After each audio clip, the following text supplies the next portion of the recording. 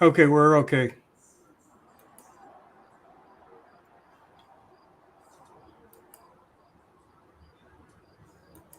Yeah, I'm still not getting it.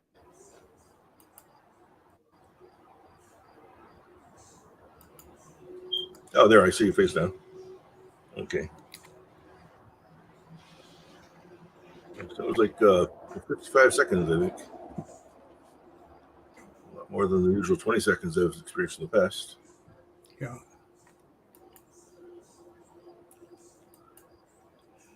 Okay.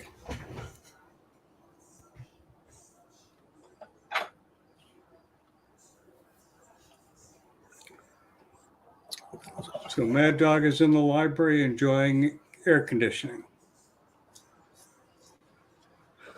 Are you down in, is Mad Dog down in Brazil? Or is he up in New Hampshire?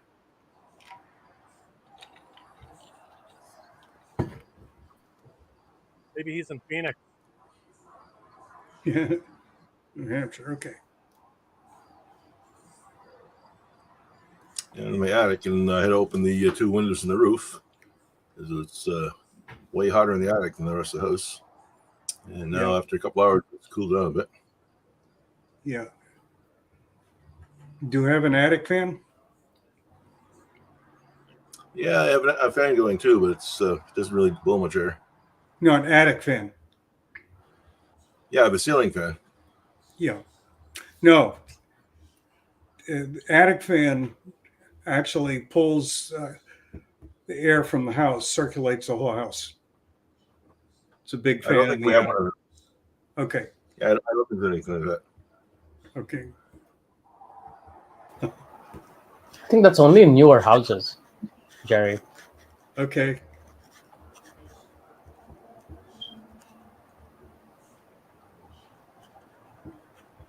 There's definitely no equipment inside the house. So I guess I don't have the one of those at all.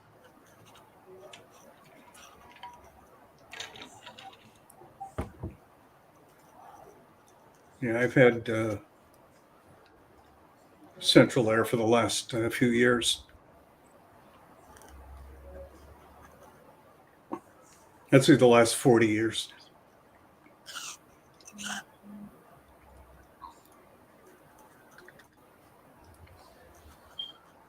I'm going to attempt sharing my screen. Let me know if you guys can see this. Okay. We got it. That's it. Okay. All right. Okay, we can wait till another 10 or 15 minutes or so. Sure. Yeah.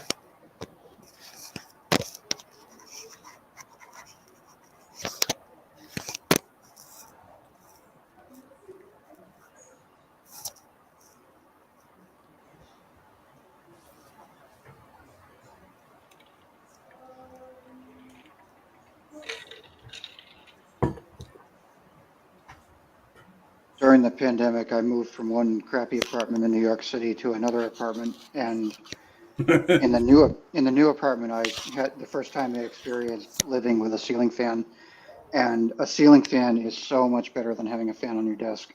Also quieter usually. Yeah. Yeah.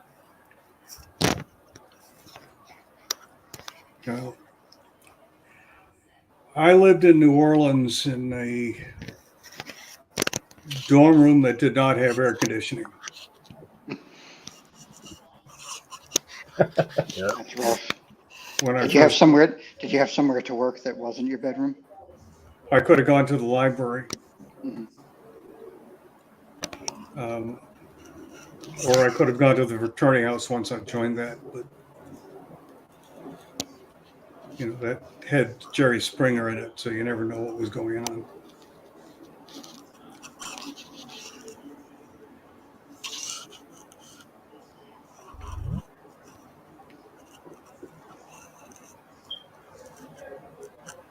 Actually, the fraternity house didn't have central air. We had a few window units that kept the house reasonably cool.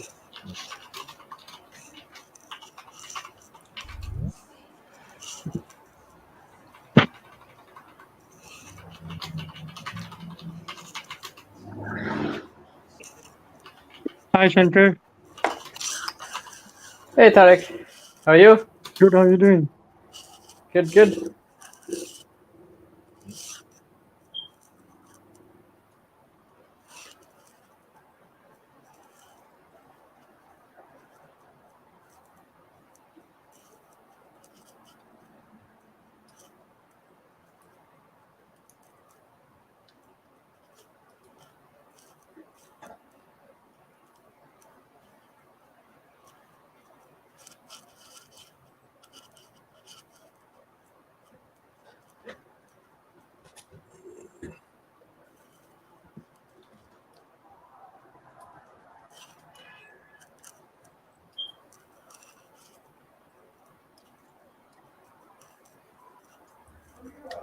Shankar, I'm hearing some background noise, and it seems to be coming from you. Might be my fan. Um, did it go away? Yeah, Ah, okay. yeah. The issue is that I look at when I hear the noise, I'll try to look and see who's got whose picture is encircled by a Oh, blue square. the blues. Yeah, yeah. Yeah, and that way I can tell because on the Natick FOSSA meetings, it's always Dick Miller because he does the speaker and he's always sitting there with Jill. Are you hearing the traffic noise that's coming from behind me?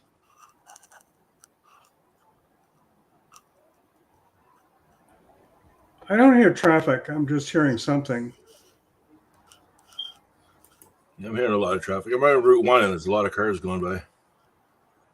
And with the roof windows open, it's hard not to notice them.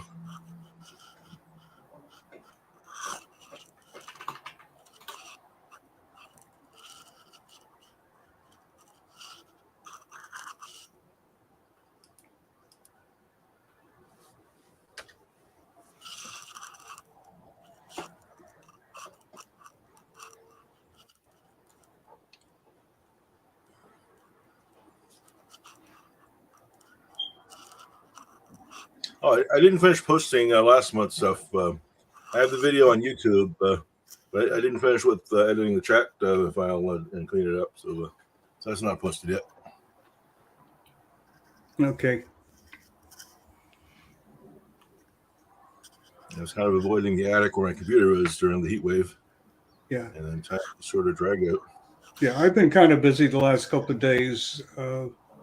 My daughter and son-in-law moved, and they're closing on the house that they're selling on Friday. So we had to last minute get everything moved out of the house, and so I made a couple of trips up there to help. So it's been taking up my time.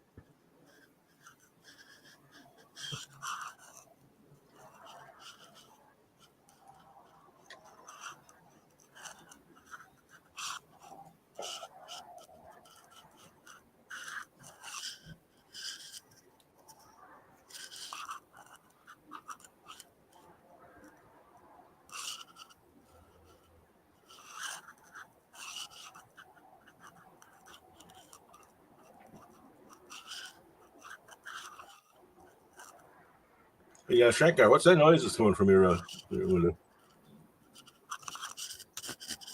Shouldn't be anything. It's like a scratching or slurping sound. Or somebody eating. I'm not eating. I don't know. It's hard to tell what the sound is, but it's your thing has the blue border around it when it's happening. So it must be coming from you. I was eating with my mic closed, and Jesse kept asking me, "Do you want to open your mic?" No, I thought it was my fan. I turned that off. And I don't know what else is causing the noise. Is it still there, Jabber? Yeah, still hearing it a little bit. It comes Yeah, I and can goes. hear.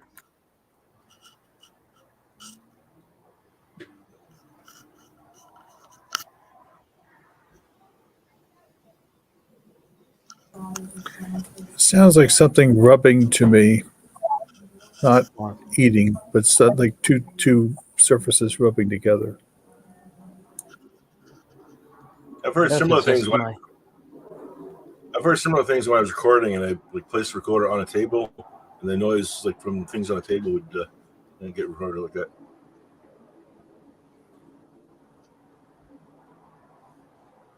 Let me see if I just get rid of my headphones, if that goes away. I wonder if it's this cable just rubbing against my shirt.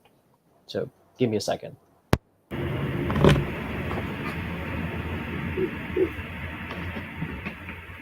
Now it sounds like the ocean.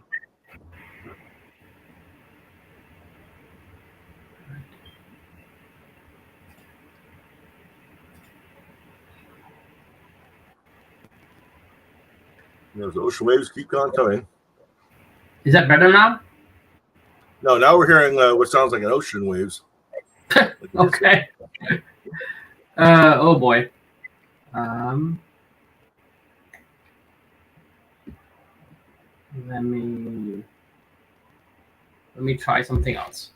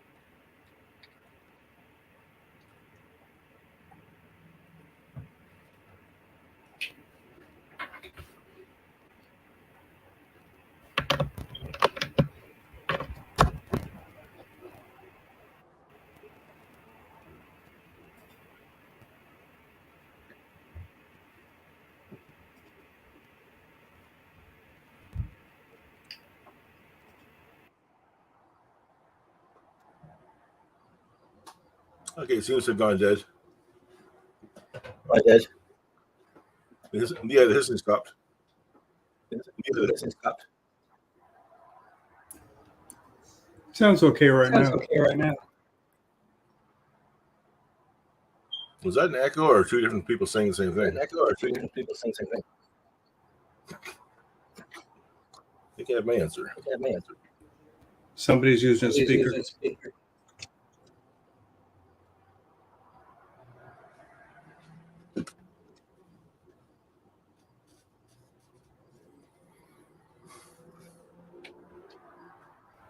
Sounds like somebody's listening to YouTube and has a microphone on.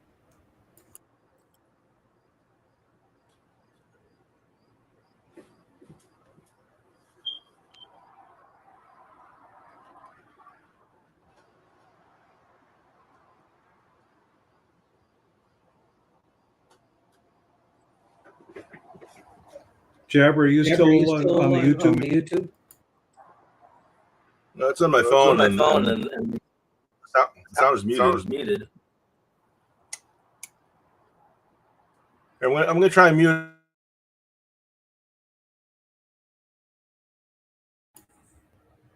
I muted you, Jabber.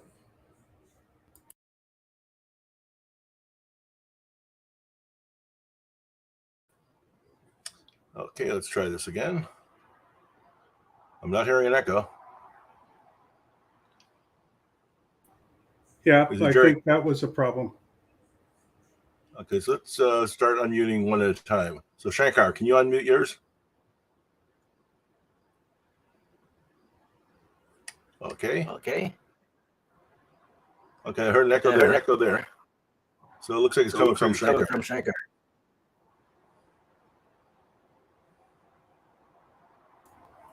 Shankar, do you have the YouTube on?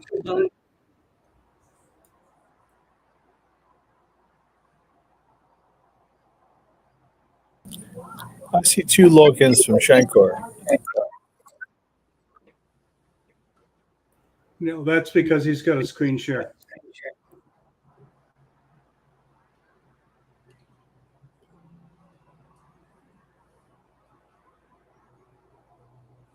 Actually, if your microphone and speakers are separate, it could be like an interaction between the two. If your microphone and speakers are separate, it could be like.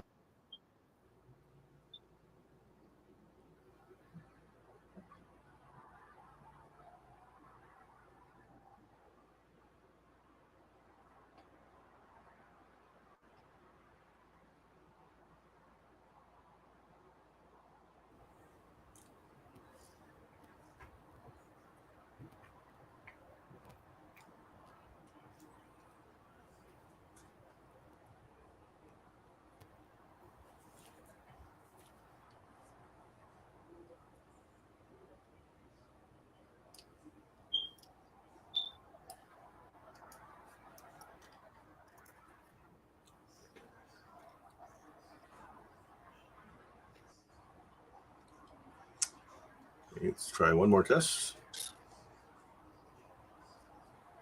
Okay, I didn't hear myself echo there. Okay, I didn't hear He must have fixed it. myself echo there. I think we're good on that. He must have.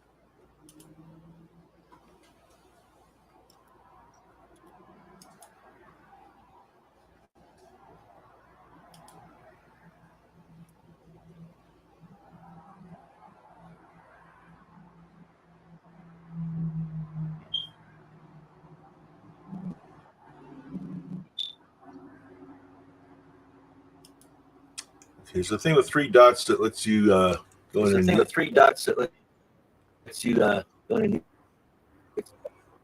but on the Shankar V screen, those dots are obscured by the blue dog and the triangle logos at the top. So I can't get to it to unmute it. The Jabber, I am picking up some feedback from you. Every once in a while, there's like a feedback loop. It's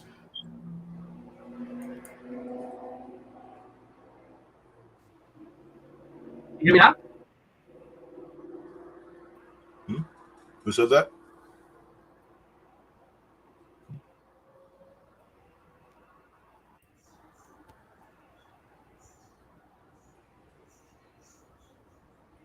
I think we're good now, Jabber.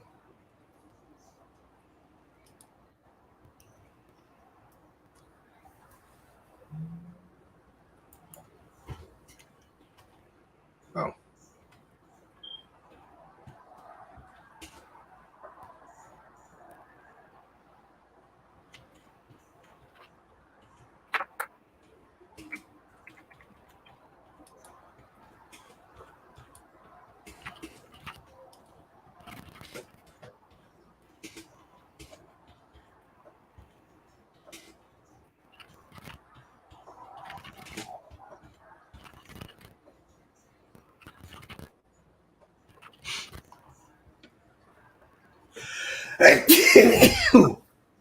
Excuse me.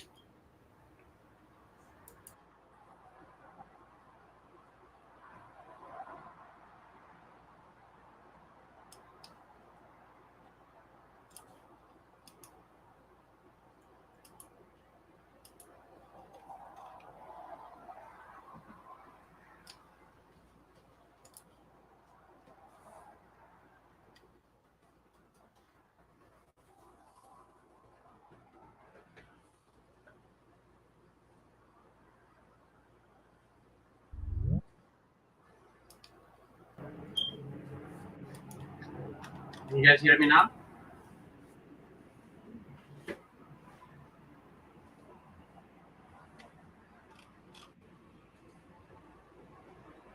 Okay. Is there an echo? No echo.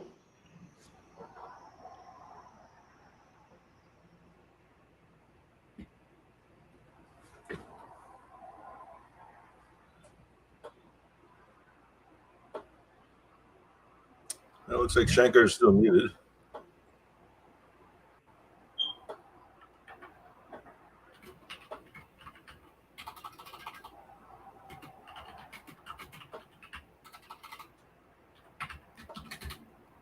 Hello? Nope, can't hear you, Shankar. I heard Shankar speaking. Does anybody hear me? I hear We can hear you. And the icon in Shankar's window, it shows that he's muted. I'm not sure how I you're was- hearing when. I was seeing him as not muted.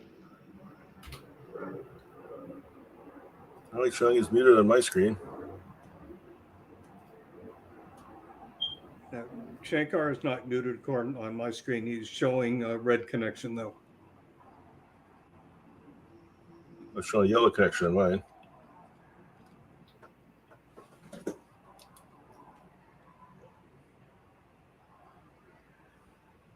He's green.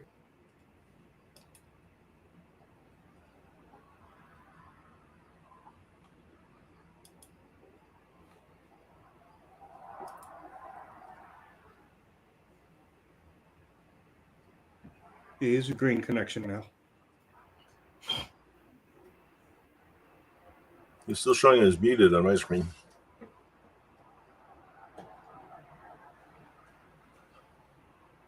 All right. How about now? That's good, Shankar. Okay. All right. It shows a blue box around Shankar's thing, but it still says muted. I'm still not hearing him. I heard him.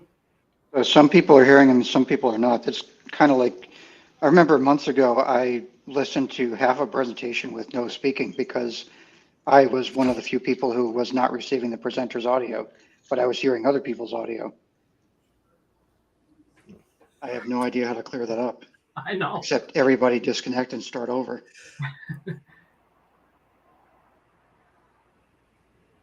I tried 3 different microphones, 2 different speakers. Jabber, can you disconnect and reconnect and see if then you can hear Shankar? I hear him fine. Yeah, so give it a try. Yeah, Shankar says he's got 3 microphones working right now.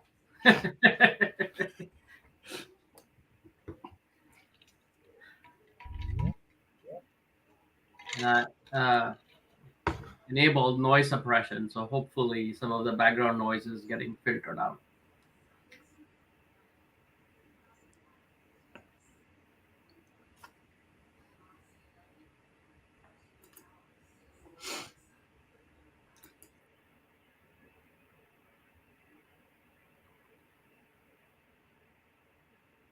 I can start whenever everybody's ready.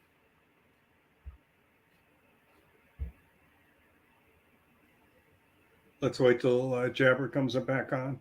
Okay, yeah.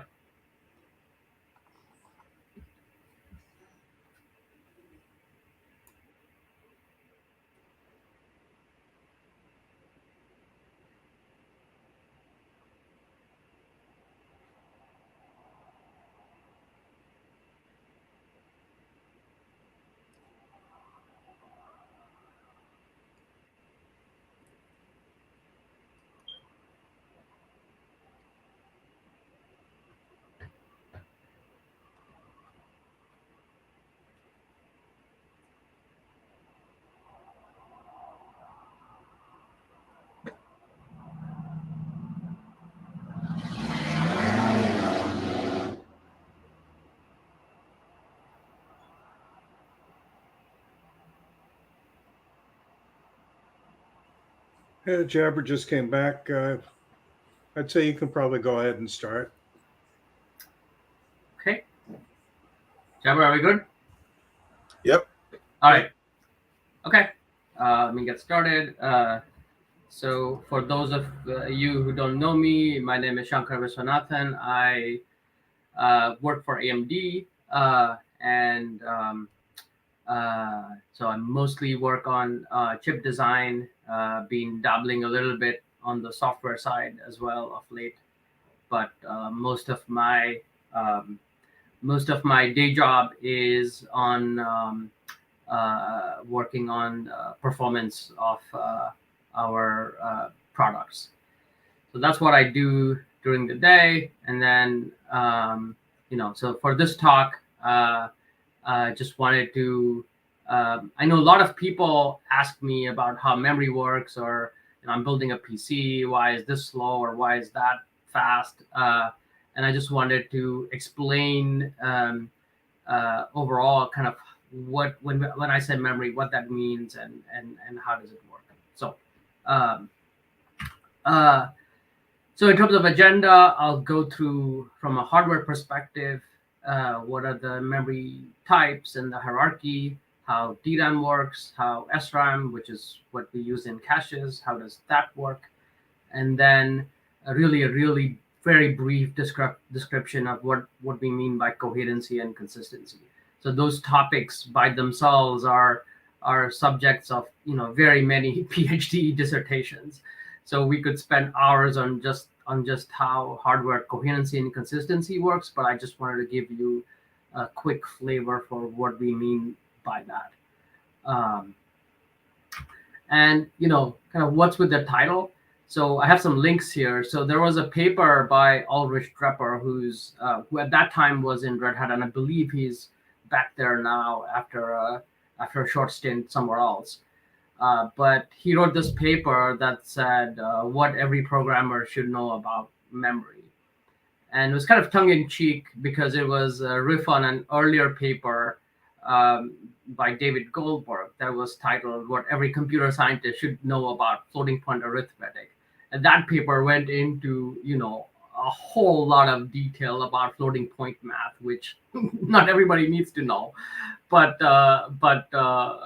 yeah, so that was the evolution of that title.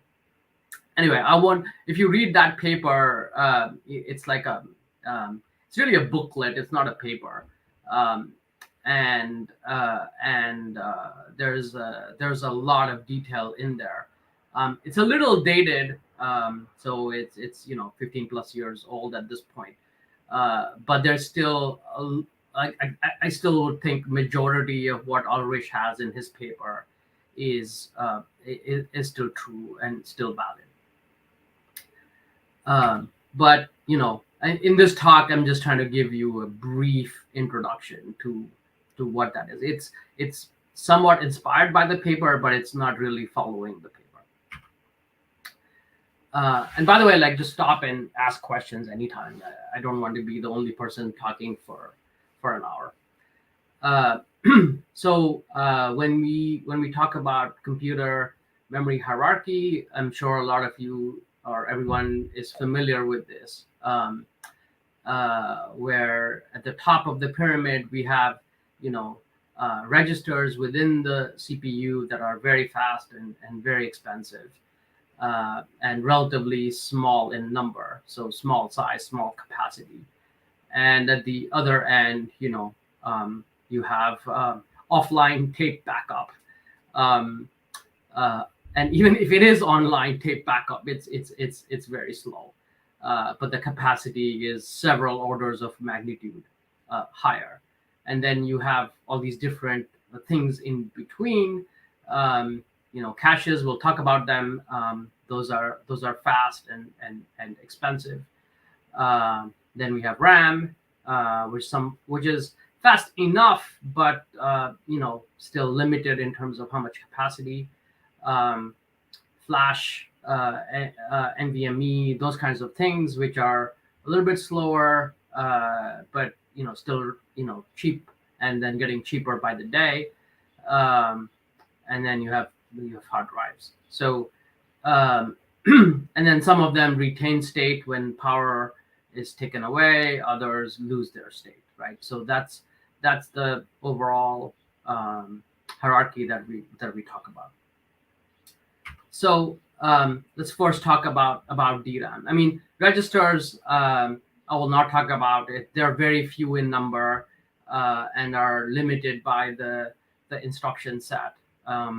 So there's not a whole lot we can do. But DRAM is something that's interesting, and I'll talk about that. So fundamentally, when we talk about hardware, what do we mean by DRAM? So from a hardware representation, we call it 1T, 1C. This is the most common type of DRAM implementation, which is basically, if I can find my mouse pointer, it's one transistor and one capacitor. And whether that capacitor is charged or discharged determines whether this DRAM cell holds a 1 or a 0. So fundamentally, this is the basic building block of all kinds of DRAM. And so you take one of these, and then you stack them out in a big array, and you put several of those arrays on a DIMM, and you get what we understand as DRAM. So you have some n by m matrix of these cells, and what you have are now, if you want to read a particular value, you need to send a row address, which is decoded by this row decoder, and then you have a column decoder for the column address, and that's how you get the particular bit that you want. And there are multiple of these. These are called multiple banks, and we'll get to see why banks are important. But essentially, what this is a way of getting multiple bits out at the same time, because in each of these banks, there's only a few bits that you can pull out, and the more banks you have, you can access this bank, and then you can go on to the next bank, and then you can get data out of there. So it's a way of improving performance and capacity of the overall DRAM. So there are several types of DRAM. The standard DDR. Then you have low power DDR, which is typically, so DDR is generally either in DIMMs or SODIMMs or something like that, although that can also be soldered down. LPDDR is typically soldered onto the motherboard, and it's the lower power variant, and you would see that in phones and laptops and things like that. GDDR is graphics DDR, and that's what you find in GPUs, right? Graphics cards, console products, things like that. And then the last one is HBM, or high bandwidth memory. This is where the memory is stacked on top of the compute chip, either CPU or GPU, and it offers very, very high bandwidth, right? So what is different between these? So fundamentally, all of them are built using that same 1T, 1C cell that we saw earlier. The only difference is how those banks get organized and how we access them, and that has ultimately at the system level defines how it behaves. So DDR is relatively low latency and gives you high capacity. LPDDR, like I said, is still reasonably high capacity, but it's lower power and higher latency compared to DDR. GDDR, because it's for graphics, is much higher bandwidth at the expense of latency, because GPUs care less about latency and more about bandwidth. So GDDR is optimized for those kinds of applications. And HBM is also, as the name suggests, very high bandwidth, but it's very expensive because it is kind of 3D like stacking. That's still very expensive. but over time costs will come down. Graphics DDR is also GDDR is also more expensive relative to DDR. But they all have the same types of building blocks. And for interleaving, you'll have heard these different terms when discussing memory performance: channel interleave, rank interleave, bank interleave. So what channel interleave is typically you have multiple separate memory paths, memory buses going out on the motherboard. So so typical desktop chips these days would have 2 channels, and then higher end desktop servers could have 4, 8, 16, multiple channels, and each of them is, you can think of as an independent way. So you can fire off 2 different reads or write requests in parallel to these 2 different buses, and you essentially get twice the bandwidth. So so if you have 2 channels, and let's say you populate DIMMs on each channel, and you have let's say 2 gigabytes in each channel, if you just organize your physical address such that 0 to 2 gig goes to the channel on the left, here, right? So any address in the bottom 2 gigabytes goes here, and the upper 2 gigabytes goes here. Well, most applications, when you allocate memory, it's not going to put some memory here and some memory there, right? So you can't really take advantage of these parallel paths from the same application. Now you can have one application allocate memory in the lower half, and the other application have memory or data in this upper half, and then they can run in parallel. But if you want one application to go fast, what you need to do is interleave the memory, which means first, let's say 512 bytes goes on this side, the next 512 bytes go over here, and so forth. So it's not entire 0 to 2 gigabytes here, but in these small chunks. So this way, if you just have a serial access, right, linear access, and you need to read in, let's say, 4 kilobytes of data from memory, you're not all going to the same channel, but the first, in this example, 512 bytes will be fetched from here, the next 512 bytes can be fetched from here, and so forth. So that's channel interleave. Rank interleave is also sometimes called chip select interleave, which is where, so a rank is where if you have a standard DIMM, you'll have chips on both sides. So you'll have memory chips on one side and memory chips on the other side. If you have memory, if you have a DIMM like that, that is typically called a dual rank DIMM. So you have 2 ranks, so each rank being one side.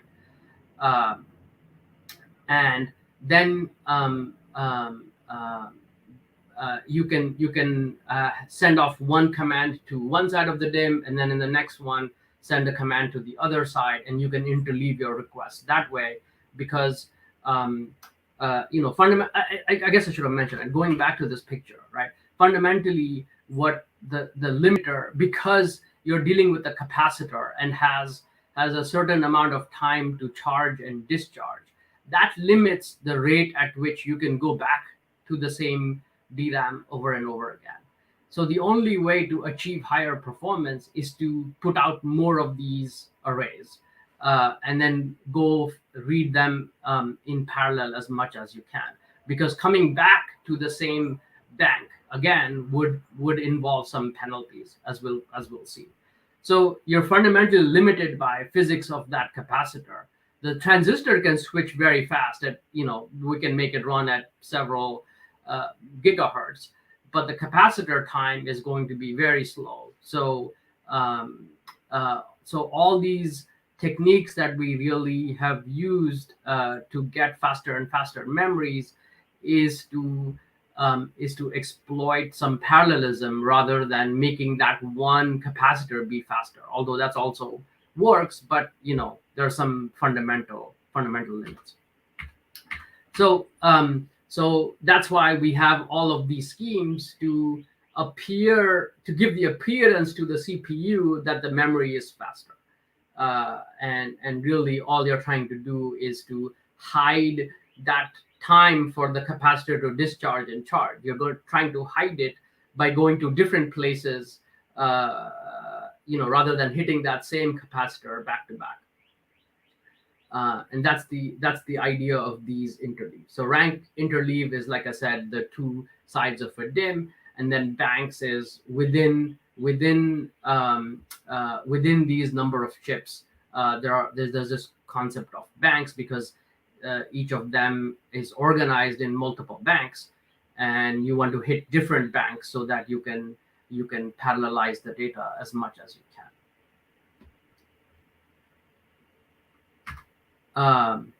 And then the other concept is uniform memory access versus non-uniform memory access. So I just have a picture here that shows, one of AMD's EPYC processors. So you have multiple CPU cores. So these Z4 are Zen 4 cores. There are multiple of them connected to this interconnect in the middle. And then you have all these memory controllers on the two sides. Talking to these DIMMs. And then you can have dual socket, right? So you have two of these. So in this example here, if your memory address is somewhere over here and this CPU has to go read it, that's obviously going to be much slower than this CPU going off and reading some data from this channel over here. Just physical distance for the request to go all the way across and then the response to come back. So this kind of thing is called NUMA, or non-uniform memory access. And the best thing to do is to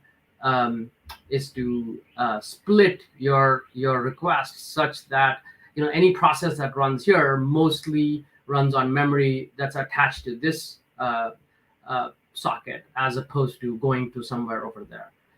In uniform, it's more or less every channel has equal latency, and this is all part of one NUMA partition. Although in this case, there's even, you can imagine this, if there's a CPU here, it's going to this channel is going to be much faster than this same CPU going off to this channel. So there's also ways, depending on the product, where you can take this system and partition this into multiple NUMA domains. So all this basically means is that you're trying to minimize the latency from when your CPU needs some data to when the memory can respond come back with the data that you need. So when people talk about UMA versus NUMA, it's whether all requests see approximately the same latency, or like here, depending on where the request goes, you see drastically different latency, and your application needs to be aware of that. And like I said, your OS more likely needs to be aware of where the task is running, where the data that task needs is, and try to schedule it to minimize these latencies. So if all your data is over here and you run a thread on one of these cores, it's going to have poor performance. So you're better off scheduling that thread on one of the processors over here. Any questions? Feel free to ask. Otherwise, I'll keep going. All right. So when we talk about DRAM, there is a bunch of timings. So the most, and when you buy a DIMM, you'll have some of these timings listed on it. The first one here on this list is the CAS latency, and this is perhaps what most people focus on, but it's one of many things that determine overall DRAM performance. So CAS latency is basically from when the memory controller makes a read request to when the data is available for the controller to use. So that's the round trip memory latency. And it is important, but there's a lot more, as you see list here, a lot more. And so for standard DRAM like DDR, you'll see perhaps these first 4 timings coded, right? Which is the CAS latency, TRCD is RAS to CAS. So the way the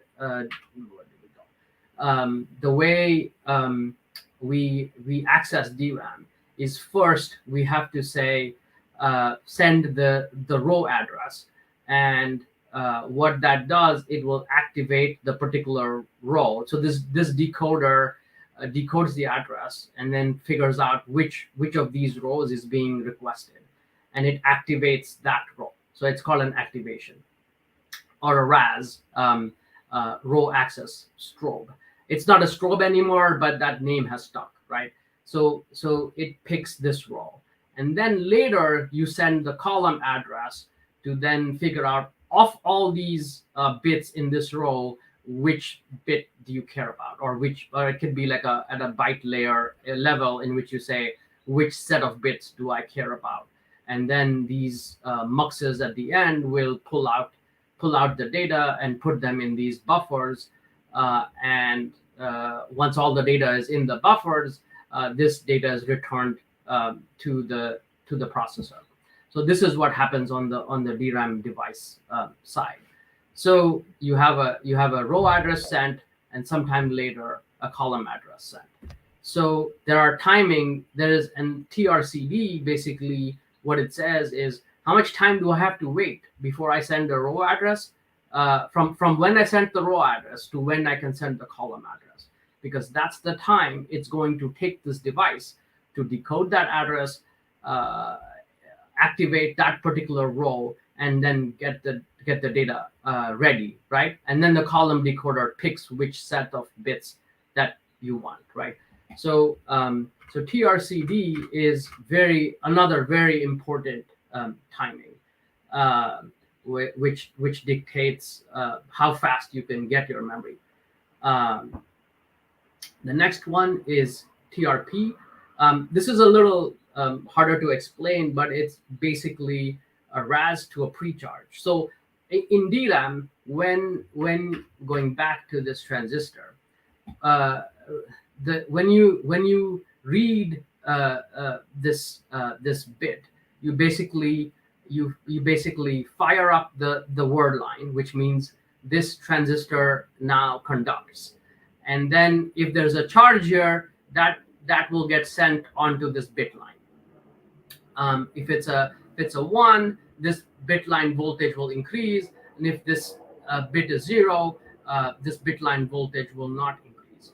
And then these sense amplifiers are the ones that detect the tiny increase in voltage on these bit lines, and then they can determine if that's a 0 or a 1. So but you can imagine now, right? Because you did a read, it's destructive. This charge is gone, and this bit this no longer reads as a 1. It's become, all the charge is depleted. So we have to do what is called a refresh, which means or a pre-charge. You have to go and charge this capacitor back up. So if the bit is a 1, you need to go and apply a voltage here and get this capacitor charged back up, and that's called a pre-charge. And what this TRP says is how long after I do that activate can I do the pre-charge. And if you don't pre-charge, then that value will get lost. So this is another timing. And then the RAS is like, once I activate my row, what is the minimum amount of time I have to keep it active before I can close it. So there are all these timings, and these first 4 are typically what you would see on the sticker on a DIMM. And they'll just code them as four numbers. It'll be like 16, 12, 12, 14, something like this, right? Those are the string of numbers that you would see on a DIMM module. And yes, the CAS latency, the first one, is probably the more important, but some of these things also matter. And I won't go through everything, but TCCD is basically usually a smaller number. And it's when you've already activated one row, I can send out column A request, and then sometime later I need more data from the same row. I can do another CAS without doing a RAS. So then you know what is the time between sending two successive column addresses to the same row. And TRRD is when I open one row to when I can activate another row. How much time do I have to wait? TRTW, this is very interesting because DRAM bus is not is a bidirectional bus, but you can only send data in one direction at a time. And if you need to say, I need to flip from doing a read to do a write, so instead of data being sent this way, you have to send something the other way. There's some termination stuff that has to be done electrically to flip the direction of the bus. And so you have to wait a certain amount of time for that to happen. And so if you do a read and then you want to do a write, you have to wait for that bus to flip. And that's typically a very big delay as well. So so all of these timings matter when you are looking at DRAM. Thankfully, the hardware, the memory controller, a good one, will take care of all of this and try to schedule everything optimally. But if you're somebody who's determining what kind of DRAM to buy, the spec sheet will have all of these timings, and the lower they are, the better, and more expensive. So here's a quick. I won't go through all this in great detail, but basically, this directly came from Micron's spec on how their DRAM chips operate. But basically, when you're doing a write, this is assuming the row is already activated. You send out the write command, and along with that, you are sending the bank address and the column address. You send those, and then you have to wait. This write latency is typically 2 cycles lower than the CAS latency. So you wait this amount of time, and then you send the data onto the data pins. So this is the command bus, and this is the data bus. And the memory controller, when it wants to do a write, will send this command, wait this many cycles, and then it'll start sending the data. And you can see, there are two. There are 2 clocks here, which are out of phase by 180 degrees, and this is used for DDR, which is double data rate, and data is sent on both the rising edge as well as the falling edge of the clock. And if you notice here,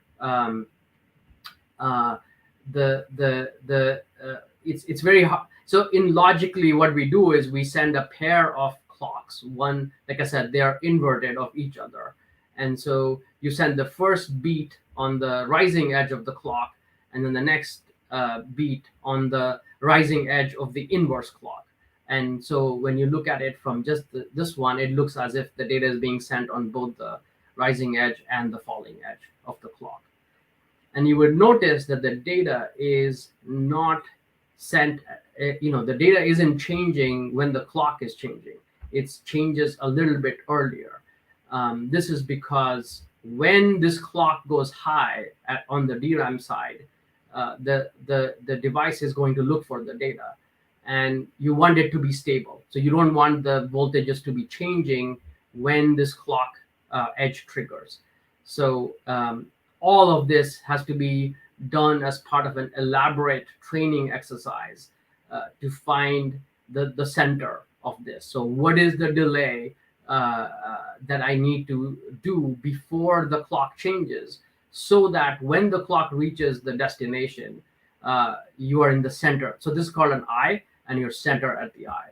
So so all these modern at these higher speeds, we have to do something called memory training, which determines all of these delays and these parameters through a very, very elaborate process during initialization. So that was a write, and here's an example of a read. So same thing, you send the read command on the command bus, you send the bank address and the column address that you want to send, and then CAS latency number of cycles later, you can go read the data bus, and the data is expected to be there at that time. So this is the CL latency, CAS latency that I mentioned. But after you do a read, you have to do a pre-charge because like I said, read is destructive. So you have to wait TRTP, right? RAS to pre-charge this number of cycles before you can send the pre-charge command. And after you've done the pre-charge, if you now want to activate or open another row, you have to wait this TRP number of cycles before the next activate happens. And the activate is basically, like I said, the opening of a row. So you send the bank address and the row address at that time. So this will open the row, and then you have to wait the RAS to CAS delay, TRCD, after this in order to send the column address that you want to read.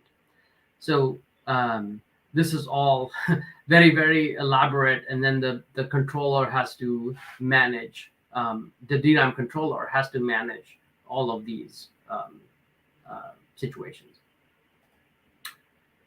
And this is what I said, write to read. After you do a write, if you want to do a read, you have to flip the bus around, and so you have to wait this parameter, so TCCD, so CAS to CAS with the write to read delay.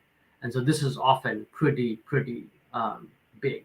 So you do the write, the write data you sent off, but then you have to wait this number of cycles before you can do a read.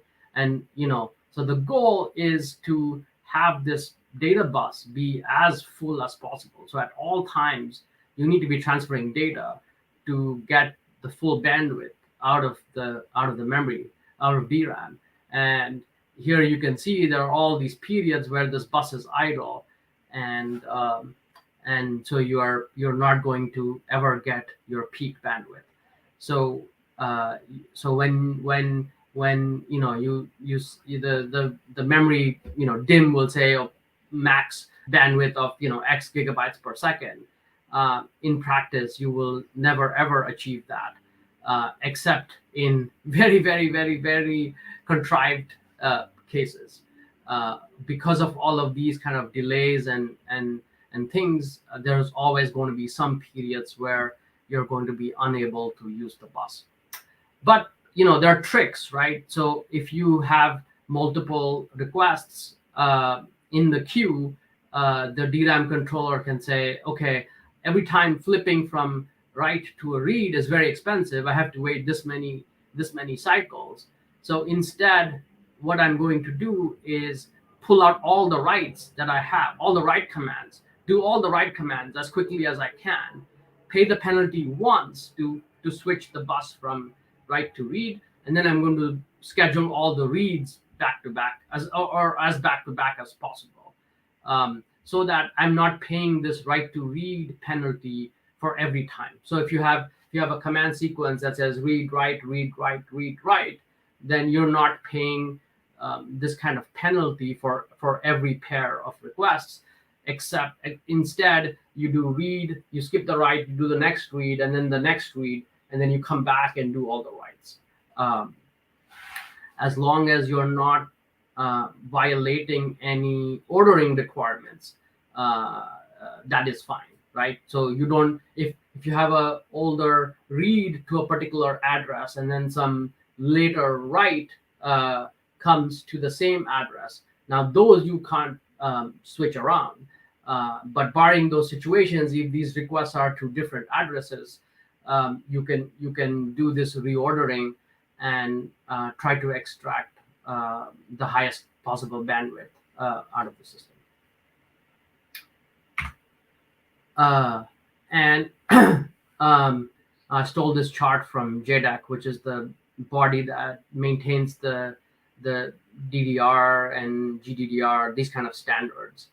I can never remember what the thing stands for, but they're the body that standardizes on these memory technologies. And you can see on the left here, like the memory capacity has increased as we go from generation to generation, and also the interface speed has also gone up from generation to generation.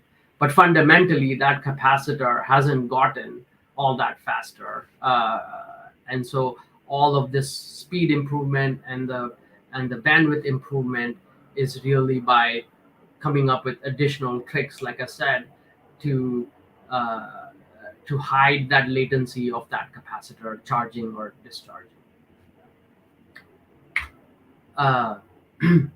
So as I mentioned, if you are a hardware designer doing a memory controller design, it's a very, very difficult task. So your basic goal is to maximize that utilization of the DRAM data bus. Like I said, you don't want idle cycles on that bus. You need to be constantly transferring data. But now you have to manage all these timing constraints, and it's highly dependent on the sequence of commands that you get, the addresses that you get. So you have to look at all of the addresses coming in, all the types of commands, how many reads, how many writes, and try to figure out dynamically what is the most optimal sequencing of these commands, so that I minimize the number of idle cycles on the bus. But that's looking at maximizing the bandwidth, right? But then you can have cases where some things are very latency sensitive, right? So let's say I have a bunch of writes that I have to do, and then there's some reads in between. Now, the prudent thing from a bandwidth maximization would be to do all the writes, then come back and do all the reads. But what if that one read in between is some very critical request, right? The CPU is completely stopped because it is waiting for that response to come back, right? So it could be like a if statement, right? If x equals 4, then do something else, right? Now you have to go read x, it's in memory, and then you have to wait for it to come back and do the comparison to then determine what I want to execute next. And so you really want that x read of x to come back as quickly as possible. So you might want to prioritize that read because something might be dependent on this one. But that if you schedule the read, now you have to pay the write to read, and then again turn around back and pay the read to write penalty, and that hurts your bandwidth. So you have to now balance these competing requirements of latency versus the throughput. And then you have these other requirements for quality of service of what might be clients that are real time in nature. So, for example, audio and display controllers have very strict requirements in terms of latency and bandwidth, right? So audio data, the bandwidth is fairly low, but you have to send the data out to the audio device and out to the speakers within a reasonable interval. Otherwise, if you don't send the data, you're going to hear this like big pop from your speaker, which is extremely annoying. And at the same time, and similarly, if your display isn't able to read all the data that it needs to paint the screen, you're going to see pixelations or screen tearing, things like this, which are also not great from a user experience perspective. So the memory controller has, if you have these kinds of clients in your chip, right? So like a typical phone chip or a laptop chip would have all of these elements. Or a camera device, right? You need to capture an image within a reasonable amount of time. So all of these have very strict requirements. So if display requires some data while somebody else wants to do some writes, well, you have to make a decision now. Who do you prioritize? And then it could be some other higher level goals, right? Like fairness, like you can't, just because something is optimal, you can't say, I'm not going to schedule this particular request, I'm just going to wait. And that may not be fair to whichever is the piece of hardware that's requesting made that request. So there's like a fairness thing and overall system level forward progress goals that have to be met. And then there could be power efficiency and other kinds of things. So all of this needs to be kept in mind, in the memory controller, and all of this has to be done, for cycle after cycle, and determining what is the best, what should be the command that I send next to the DRAM device. So that was background on DRAM. And now let's talk about SRAM, which is static RAM, which is what we use in caches. So as opposed to a DRAM, which we saw was one transistor and one capacitor, typically SRAM cells are built out of six transistors, and they're effectively two inverters hooked up back to back with two other transistors, gate transistors on either side. But in terms of organization, it's very similar. You take this basic cell, this holds 1 bit, and then you put that in an array, and that's how you get your SRAM array. And the operation is slightly different. You don't have all those like strict timings like you had before, because reading this thing is not a destructive operation. You don't have to pre-charge the value. Even if you read it, this thing is still going to retain its value, and therefore this is much faster. You still have the row column address decode and things like this, but these are all transistors. They can be made to switch very fast, and so this SRAMs operate much faster than DRAM. But because they require 6 transistors instead of a single transistor and some capacitance, these are much more expensive to build, and therefore we have to have limited sizes. So caches are usually built out of these SRAM arrays, and the idea is that you hold the most frequently accessed data in the processor.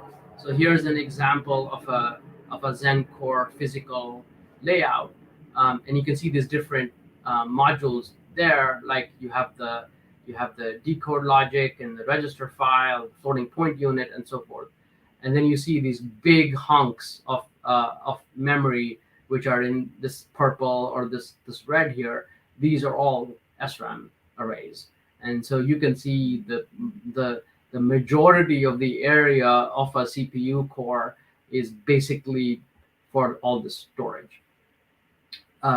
significant portion of the area goes into caches of various sorts. So you have the data cache, you have the instruction cache, the TLB, as we'll find out, is also a cache. And then you have L. So these are the two L1 caches, and then the L2 cache. In terms of the cache organization, this is sort of a logical view of what I just said. You have instruction cache and data cache. These are the level 1 caches, and these are relatively small, and they are the fastest. Then you hit a level 2 cache, which is much larger, but they're also slower to access. And so so this is an example of a Zen 4 design. You have 32K instruction and data caches, a megabyte of L2 cache per CPU core, and then you have multiple of these cores sharing a much larger L3 cache. So it's like of the order of 3 cycles or so to get here, about 8-10 cycles to get here, and about 30 cycles to get here. So it's progressively larger, but also slower to get to. And then some designs, also have another layer of cache called the last level cache. So this in this example here, this L3 is only usable by these CPU cores that are connected to it. But you can build a last level cache, which can be used by other units within the overall chip. So, for example, your graphics or your neural processor, all of these other subsystems can put data in that cache. So, so this is how a cache looks like. So you have what we call multiple ways, and each way basically has data, tag, and a valid bit. And the tag is really nothing but the upper parts of the address. So if you have this in this example, you have a 32-bit address, and you want to go see if this address is present in the cache. You use kind of the lower 8 bits in this example as an index into your table. And then you look up the tag that you stored there, and you see if that matches these upper 22 bits of your request. If these two are a match, then you know you have the full address in this location, and if the valid bit is set, is true, then you have valid data here. And because you can have multiple different addresses that have the same bottom 8 bits, right? You can have a lot of aliasing. What we do is we build multiple ways, which are all indexed by that same lower 8 bits, but you can hold different pieces of data in these 4 ways.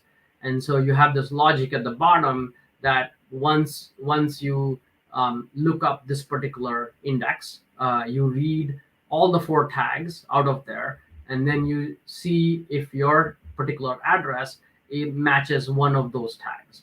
If that matches, you have a hit, and then you use that match logic to determine which of these data should be the one that's sent out. So for example, if this 22-bit matched the tag over here, and this valid bit was set, then you know this is the piece of data. So you pull this data out, and you will set your select for this multiplexer to pull that particular data out and send it out. So this is how. Mm-hmm. I just wanted to let you know that Mad Dog posted a question in the chat. You might want to take a look at that. Oh, sorry, I missed that. What type of memory is used for microcode of a 6 CPU? So the microcode is typically in a ROM, so it is not modifiable. And some of them will have some portions in a ROM that is not modifiable, and then maybe they will have a little bit of SRAM next to it, where some portions of the microcode can be reprogrammed later. And the next question was, am I correct in the idea that if DRAM is not clocked properly, the capacitors will discharge even though the power is kept to the memory? It's not about clocking. It is you're right. So if you have to do these things called periodic refreshes. So even if you don't read or write a particular cell in DRAM, that charge can leak over time. And so periodically you have to do this refresh where you go essentially read the data out and write it back in the set, and in doing so you charge the capacitor back up. So you have to do this, and that will, so during those portions those banks of memory will be unavailable. And that's why having more banks helps, because while one bank is being refreshed, you could still be reading something or accessing something out of the other banks. And static RAM, SRAM, does not have this problem because all the data is not stored in the capacitor. It will not leak. It's just stored. It's just kind of recirculated through the transistors. And the other question was, SRAM is expensive in terms of chip area. Yes. So physically, SRAM is bigger, and therefore it takes up more area on the silicon chip, and more area implies more cost to manufacture that. And power-wise, actually, SRAM is lower power than DRAM. So for the same amount of capacity, SRAM will consume lower power than DRAM. Because you're not dealing with a capacitor that, like I said, will leak. Transistors can leak too, but they leak at much lower rate than DRAM. And then you have to do all this refresh and all this other business to keep the DRAM going that you don't have to do in SRAM. Therefore, SRAM is typically lower power for the same capacity. Sorry, I wasn't paying attention to the chat. Thanks for the reminder. So yeah, so when initially this whole cache will be empty, the first time you want to read a particular address, you'll go look up the cache. They'll all say data doesn't exist. All the valid bits are probably 0 at that time. So you will miss in this cache. You will send that request out to memory, DRAM. DRAM will respond with the data, and then you go put that data into one of the ways. And so the next time you access that address, the data will be there, and it's much faster to get it. So that's the whole idea of the cache. And then the data will typically be, either 32 bytes or 64 bytes a chunk. So that's called a cache line size or cache block size. It's typically 64 bytes in most processors. Some of them could be 32. Some of them might go up to 128, and there's some trade-offs there. But assuming it's 64 bytes, you missed in the cache. You went and read 64 bytes. Sorry, yeah, cache line size 64 bytes. So you would go send the request off to memory. You read all 64 bytes back from memory, and you stick it over here. And this way, so if your example, you're marching through an array of ints, let's say, and let's pretend int is 4 bytes. So the first time you access location 0 or element 0 of the array, you're going to miss. and then you go out to memory, you get 64 bytes back, and then you read the first 4 bytes, which is your first element of the array, and then now when you go to element 1 of the array, it's in the cache. So you don't have to go out all the way back to memory. It's right there in the cache. And if this was an L1 cache, you're talking about 3-4 cycles of latency to read this data, as opposed to going to memory, which is 300 or more cycles, right? Depending on the type of memory. So it's like 2 orders of magnitude faster to get data out of the L1 cache than it is to go from DRAM, which is why we spend all this storage, right? I showed you this picture of how much space on the chip we allocate for this. It's because of this particular reason. And yeah, Mad Dog said DEC Alpha had 128 bytes. Yeah, so there are architectures where this data is bigger, and it helps in these kinds of examples, right, where you just have a large array and you're just sequentially marching down the array. But if your memory is very fragmented, your accesses are all sporadic, then a larger size will actually hurt you, because you may only need 16 bytes of that data, and you're never going to touch the remaining 48 bytes, right? And so you're wasting that kind of space.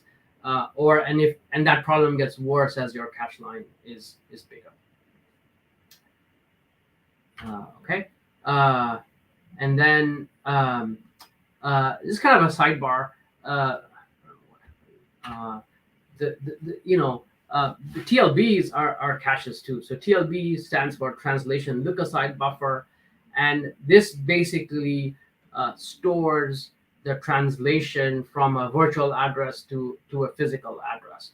So you have your page tables set up that do the mapping between the virtual address and the physical address, and the TLB basically caches those translations so that you don't have to go hit up the page tables and do those lookups every time. So the TLB is also a form of a cache. It just stores translations rather than data, and it works very similarly, right? So your page, your virtual address is split into a page number and a page offset, and you go take the page number, look up the TLB to see, is this page number stored somewhere here, and once if it's there, then you read the frame number, which is the physical address of that page, and then you compose your final physical address, which is basically that frame number, and these bottom bits would just be copied over. So a page would be 4 kilobytes or 8 kilobytes, somewhere like that. So the bottom, if it's a 4 kilobyte page, you're talking about bottom 12 bits being this page offset. So when we deal with caches, we typically the tag that we store is a physical address, because if you do the tag based on virtual address, well, multiple processes within the system can have the same virtual address. So now you have a collision and you have a correctness problem. So typically what we do is the tag that we store in the cache is actually a physical address, which means you have to go look up the TLB first, find the physical address, and then go look up the cache. And there's a way to do some of this in parallel, where we take the offset, we look up the cache first, and then by that time, the TLB comes back with the frame number, and then we can do the comparison later on. And then so one of the problems as to why we can't make these caches even bigger, right? So So what's preventing us from making these caches bigger? So A, it costs money, right? The larger these caches, the more expensive they are. But even if you say, okay, I'm very rich, I'm willing to spend a lot of money, and I want bigger caches, just make it bigger. Well, the problem now is physically, if you see here, if this becomes bigger and bigger, you have this request coming in. Now you have a problem like that NUMA system that we talked about before, but within this cache itself, right? Physically, my request comes here, and if my data lives here, I have to go this far, right? Now, if you imagine, if you double this, now it has to go a further distance, right? So as you increase the size of the cache, the average latency to get the data increases, and therefore, after a certain point, you see extremely diminishing returns. So a larger cache does not help, because you're asymptotically going to increase your latency to the point where it'll start becoming closer and closer to what the DRAM latency would be. At which point, you've just replicated DRAM on the chip in a very expensive way. So there's practical limits on how big these caches can be made. But what if you are willing to spend the money, but you wanted a larger cache, but you didn't want to have this be higher latency also? So we have a solution. So what it is this is called 3D stacked cache, and you can AMD has special desktop and server products which have this 3D stacked cache. Basically, what we are doing is we are stacking cache in a 3D fashion, like a sandwich. So you have your base CPU at the bottom, and you place additional amount of cache on top. And now, because it's on top, it's not bigger in XY dimension, but it's just a short hop going up, right? So it's like a one-story house versus a two-story house. If you have a very large single-story home, then it might take you a while to walk to the other end of the house. But if you just build the same square footage on top of each other, then you're just one stairwell climb away. So that's the idea behind this. And this is expensive, but it allows much larger caches with minimal increase in latency. So the way AMD did this is, so here's a base core complex. So you have all the CPU cores, and then the big L3 in the middle, and we basically built another die. So this is another piece of silicon, which is all SRAM, and we stacked it on top, and we connected the buses between these two.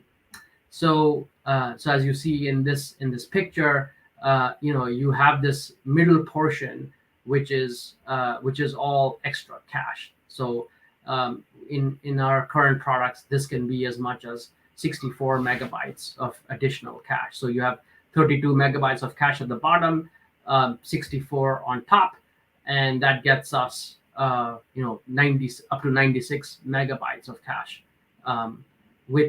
without paying. So it is expensive. You paid the cost, but the latency is only went up by a few cycles as opposed to several cycles.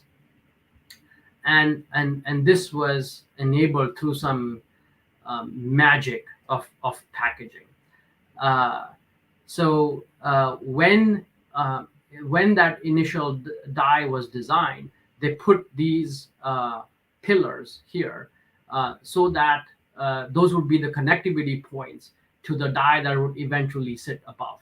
So this is extra area we had to build and put these pillars in place.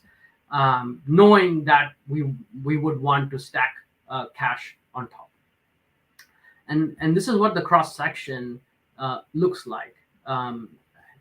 Maybe I can try to make this zoom in a little bit. Not cooperating. Okay, so this, you can see this top part here, that is the 3D cache, which is the stacked cache on top. And the bottom here is our standard CPU die. And you see these pillars. So these are what we call hybrid bonded copper pillars that are the connectivity between the lower cache and the upper cache. So you're basically, your data travels on these vertical wires going up, and so it's much lower latency to go up and get the data from there. But this requires some extreme precision manufacturing, which like I said, to me is magic. Because the pitch, I mean, I don't even remember how much it is, but the pitch on these is like few microns, and how you stack them perfectly without misalignment and without shorting stuff, that is all, like I said, magic to me. Okay, so that was description of DRAM and SRAM, and let's do a quick tour of what coherency and consistency means. So cache coherency. So this is a problem where now you have multiple CPUs, each with their own cache, right? So we talked about in that example, each processor had its own L1 cache and L2 cache, now what happens if, let's say all these CPUs needed to read a piece of data, and they all put them in their local caches. Now, one of these CPUs decides, I'm going to modify that variable. So if it just did a write and update its local cache, now all of these other processors are going to be out of sync. They are going to have the wrong value. So cache coherency in the hardware solves this problem of keeping all these caches in sync, right? So that when one processor modifies a value, no other processor can see stale data. And there are two different ways in which this can be accomplished. So one is by having a common system bus that connects all of these processors and their caches. So what happens is when, let's say, processor 1 decides to modify data at a particular address, it would send the address onto this system bus. And then each of these other processors is monitoring that bus and says, oh, address A got sent. I'm going to check whether my cache has a copy of that address A. And if I do have a copy, I'm going to mark my copy as invalid because I know this processor has modified that value. Or you could also imagine a scheme where every time this processor writes the data, it also sends the data on this bus. And so any other processor that has that data, that address in its cache, can get the new copy of the data. And then eventually system main memory will also get a copy of that data. So this is called, in an SNP system, this is called a Snoop-based protocol. So effectively, everything gets sent on a shared bus, and everybody's snooping that bus to see whether it has any addresses that might be relevant to these caches. But as you can imagine, this doesn't scale very well, right? So once you have more than a handful of processors, everybody is updating values all the time, and they all want to transmit that address onto this bus, and there's huge contention for this bus. And so because the bus is busy, this processor cannot do its write. It has to wait for the bus to become available, and only then can it send the write.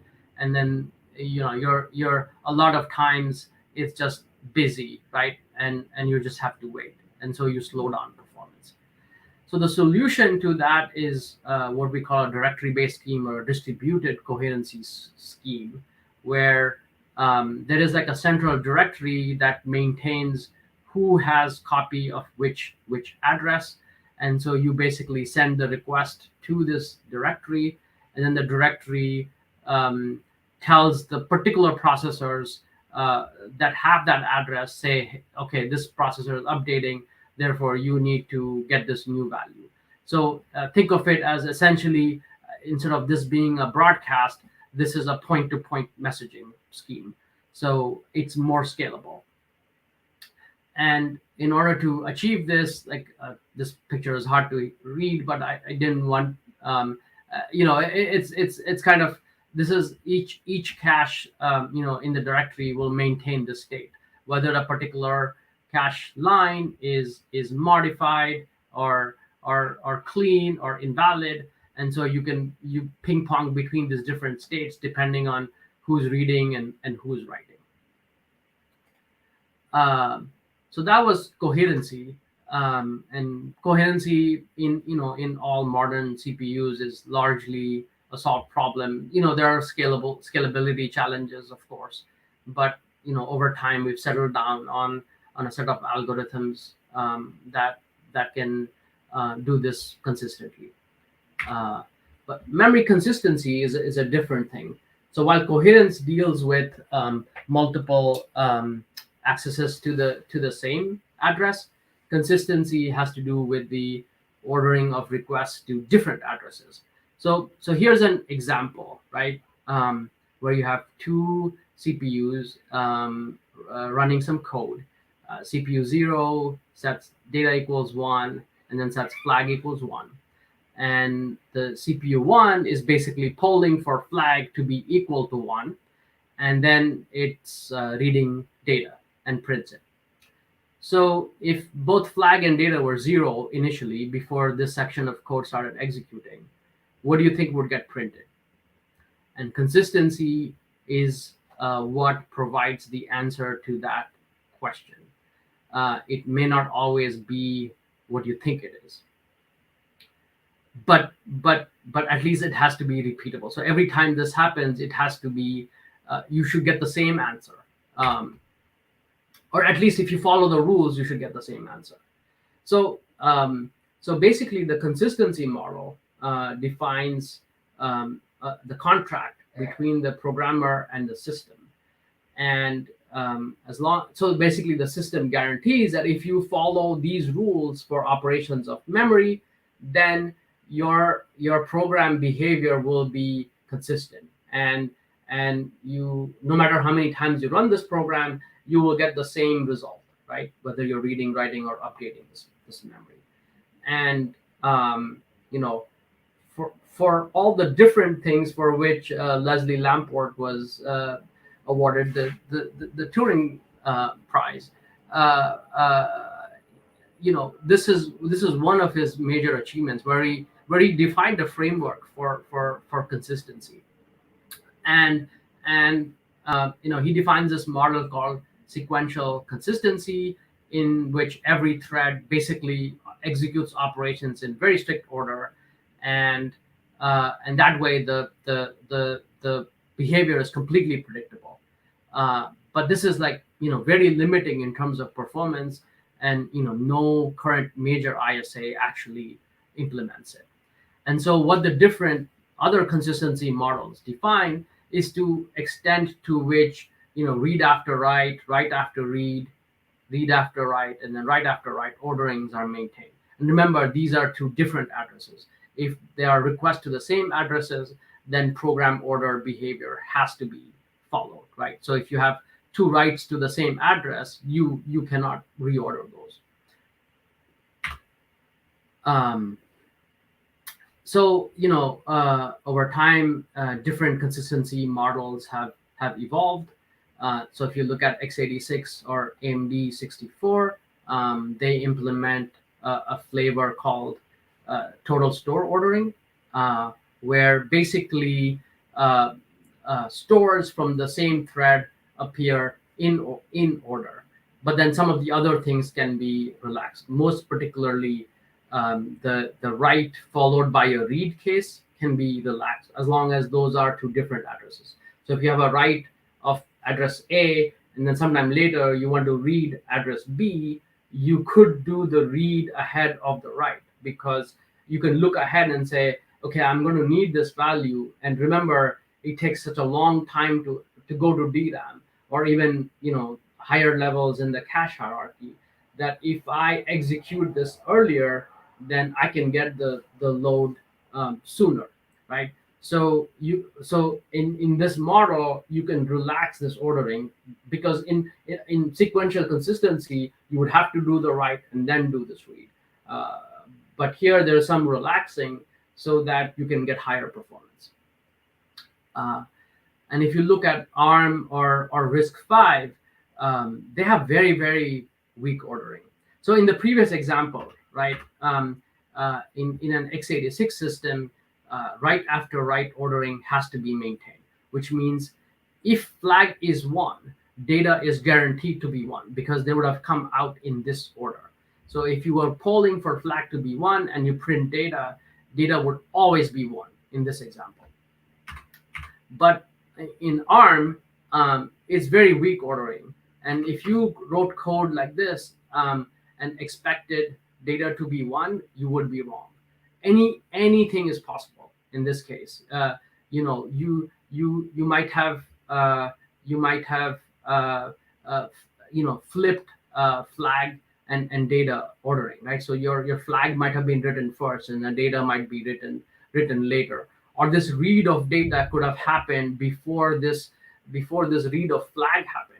So it's possible that you data got printed as 0 because this read as part of this print executed before either of these writes could have happened. So it now then it comes on the part of the programmer to understand all of this. So this is getting to the title of the talk, really, after an hour plus of boring matter. Is like, why does any of this stuff matter, right? So first of all, code performance is very dependent on caches and memory system. So here's an example C code of a simple matrix addition. So the text in green will get you very good performance on modern systems. And the text in red, although functionally the same, would be bad, because C stores data in row major format. So you want to keep the same row and increment the column. So as you go incrementing the column, you will have locality. But Fortran does column major, and so you are better off flipping it. If you're trying to implement this equivalent array in Fortran, you want to do it the other way. So and this can have the difference between these two. I just wrote some toy code on my system. It's more than an order of magnitude difference in execution times for the green loop versus the red loop. And then similarly, like LLMs or large language models are all the rage these days, and partitioning the problem, because they have such billions of parameters, partitioning the problem and putting the working set such that most of that can fit in the cache, and then knowing what should be cached and what should not be cached is critical to achieve high performance, because some data is inherently ephemeral in nature. You're never going to reuse that data again. So there is no point in putting that in your cache. You're better off saving the cache locations for data that you're likely to access over and over again.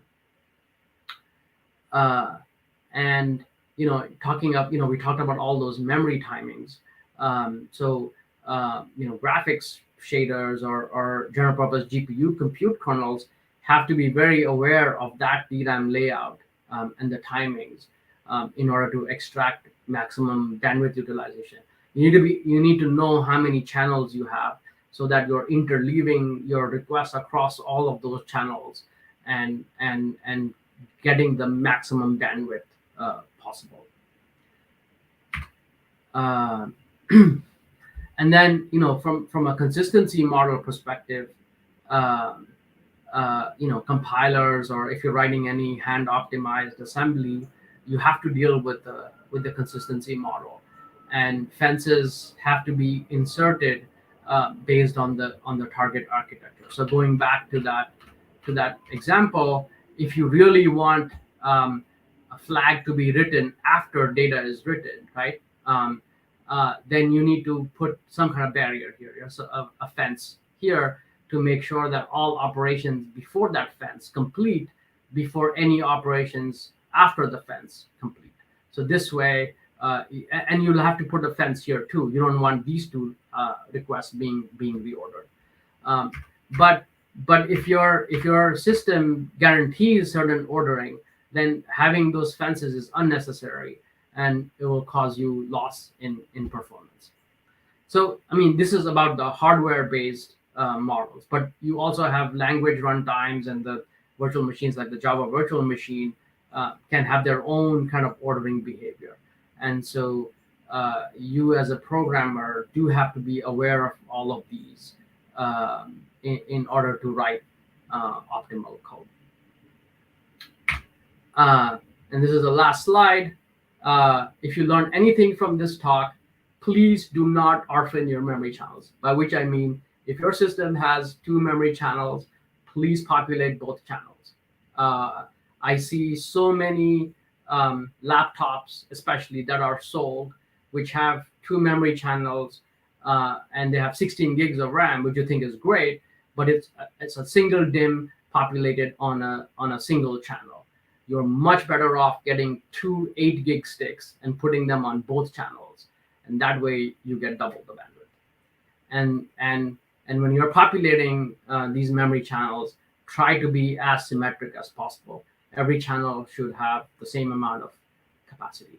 That way is when you get most symmetric and most optimal performance. Thank you.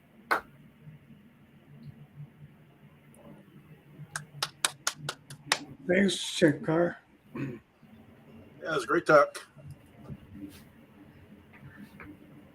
See a comment about fault sharing. Yes, that is also very, very important when you have a cache line where one processor is using the first, let's say, 16 bytes of that cache line, and another processor is using the second 16 bytes of that cache line.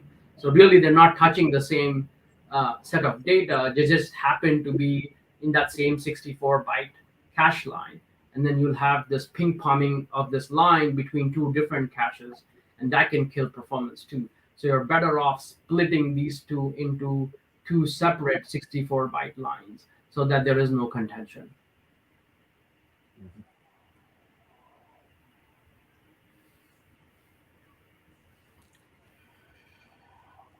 Any other questions?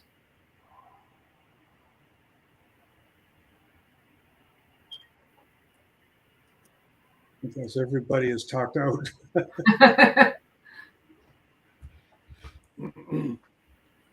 Well, my email is on the BLU page, so if you have questions later, feel free to email me. Oh, Shankar, could you send me a copy of the slides to post on the Blue website? Yes, I will send it to you, Jabbar. Okay, thanks. Okay, I'm going to stop the YouTube.